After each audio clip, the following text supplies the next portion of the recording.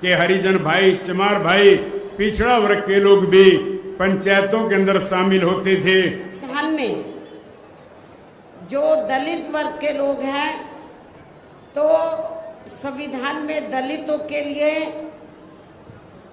तो हरिजन लफ्ज का इस्तेमाल नहीं किया गया है, बल्कि अनुसूचित जाति व जनजाति लफ्ज का इस्तेमाल किया गया। मैं चाहूंगी इन लोगों के जो पूर्व स्टेट अध्यक्ष हैं, तो मेरे ख्याल वो भारतीय संविधान को जरूर स्टडी करें, पढ़ें और ये देखें कि अनुसूचित दलितों के लिए क्या लफ्ज इस्तेमाल किया गया है। तो मुझे क्या लगता है, ये बाबा साहब के बारे में इनको जानकारी है, लेकिन ये भी जानकारी लेनी चाहिए कि SC ST के लिए क्या लफ्ज इस्तेमाल किया गया है। क्योंकि मुझे याद है सन 1977 में जब मैं वकालत की पढ़ाई कर रही थी, LLB फर्स्ट ईयर की स्टूडेंट थी, दिल्ली यूनिवर्सिटी से पढ़ रही थी। 1977 में जनता पार्टी की सरकार बनी और इन्होंने वोट क्या कह के लिया था कि हम स्वर्गीय श्री बाबू जगजीवन राम जी को देश का प्रधानमंत्री बनाएंगे, जिसको कांग्रेस ने नहीं बनाया।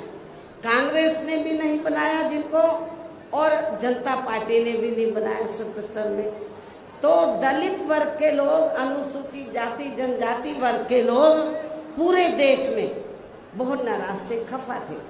तो उस समय उन्होंने दिल्ली में एक 3 दिन का जाति तोड़ो सम्मेलन रखा और उसमें ऑल इंडिया की तरफ से, तो यूथ की तरफ से, नौजवानों की तरफ से मुझे उन्होंने इनवाइट किया बोलने के लिए।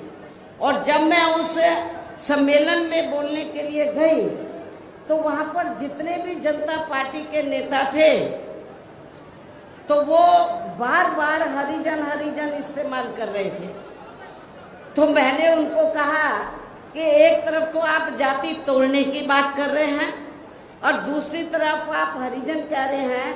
यदि हम इसको पॉजिटिव सेंस में ले तो हम तो हरि का मतलब ईश्वर, हम तो ईश्वर की औलाद होगी, तो बाकी लोग क्या शैतान की औलाद है। ये मैंने 1977 में जब मुझे उन्होंने ऑल इंडिया की तरफ से इनवाइट किया, तो ये मैंने वहां पर बोला था। तो उधर ही जो जनता पार्टी के जो नेतागण लोग थे, उन्होंने माफी मांगी और कहा कि, मैंने बोला कि आपको सरकार संविधान से चलती है और संविधान के हिसाब से आप लोगों को जो वीकर सेक्शन के लोग हैं, तो उनको अनुसूचित जाति जनजाति और अन्य पिछड़ा वर्ग बोलना चाहिए, तो ये ज्यादा बेहतर होगा। उनको रियलाइज करना पड़ा और ये कहना पड़ा कि बहन जी जो बोल रही है वो सही बोल रही है।